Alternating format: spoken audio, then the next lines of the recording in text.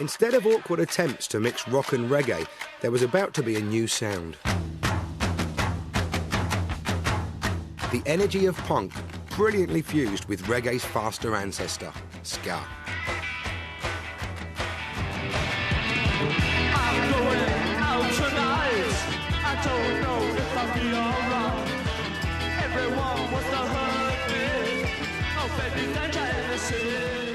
The Specials and Two Tone were born in Coventry because that's where Jerry Dammers lived, harbouring a vision.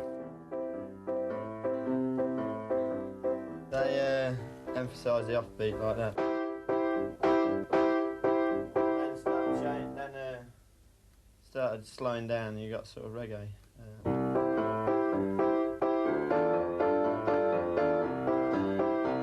Everyone wants you to behave in the way they expect you to behave, but we just do what we want, yeah. I'm not going to live out other people's fantasies.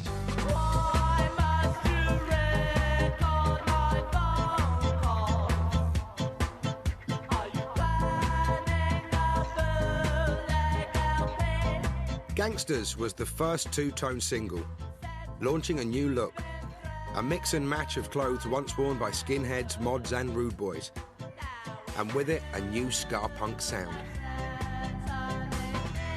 It wasn't until the Specials that you actually had a black and white band taking that basic ska sound and giving it a harder rock edge and just making the lyrics all about the way we were living and stuff. It just seemed absolutely right, and it really took off very, very fast. I felt that Coventry was some kind of multicultural haven, perhaps, you know. I'd never really been there before, but to me, I felt like, oh, maybe Coventry's the place where black and white do unite, you know, where all this cool music's coming from. You kind of thought, hang on a second, OK, it's, you know, it's black and white suddenly. It is black kids, white kids. It is the first time, I think, probably that I'd seen that. Two Tone had a strong graphic image. Black and white checks, bold, clear typography, and the figure called Walt Jabsco, drawn by Jerry Dammers as the archetypal rude boy.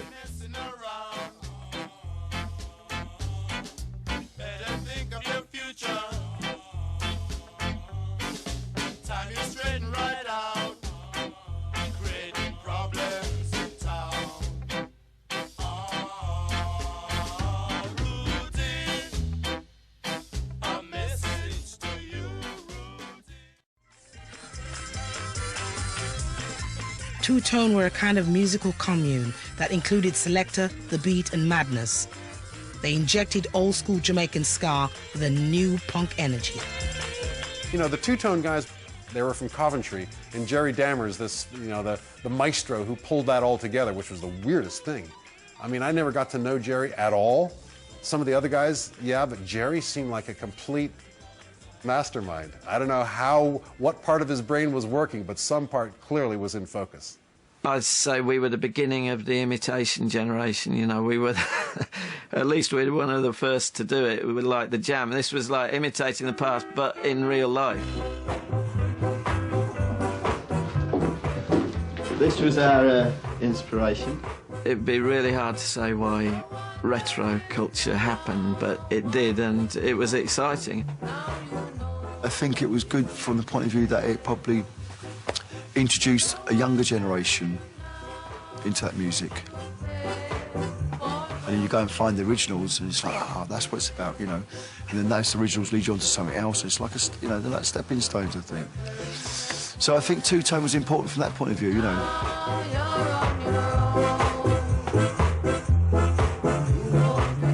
The ska that we played was very different. We didn't really know how to play Jamaican ska properly.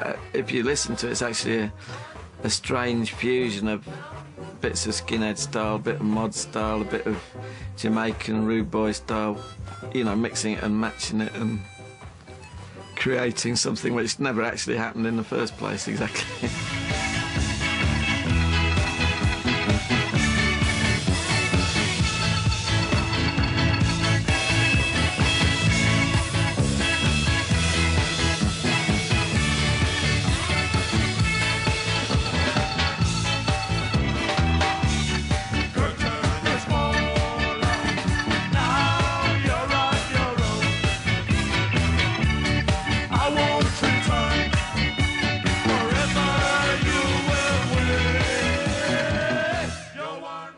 I believe, periods of huge energy and change, and I think youth always needs something to kick against, and if the political climate feels more oppressive to them, they will kick harder, and something else, something bigger and better will grow out of it.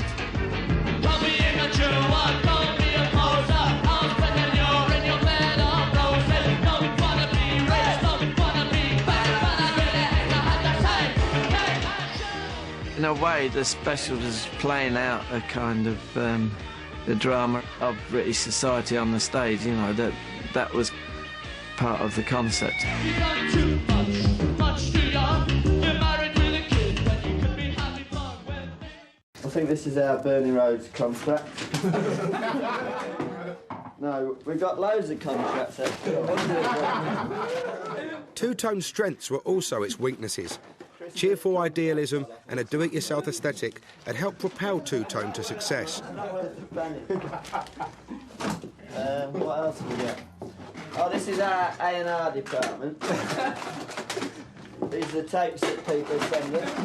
As you see, we've been inundated with...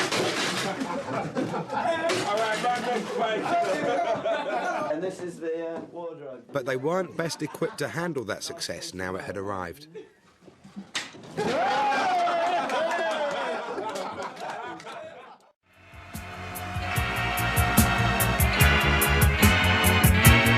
Released in 1981, Ghost Town was post-punk's God Save the Queen moment.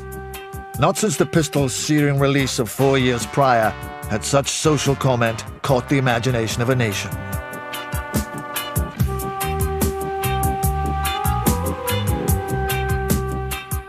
We went and did a gig in Glasgow, and there were a lot of people on the street selling their household items just in the street, and it was just really strange. And you know, little old ladies selling their teacups.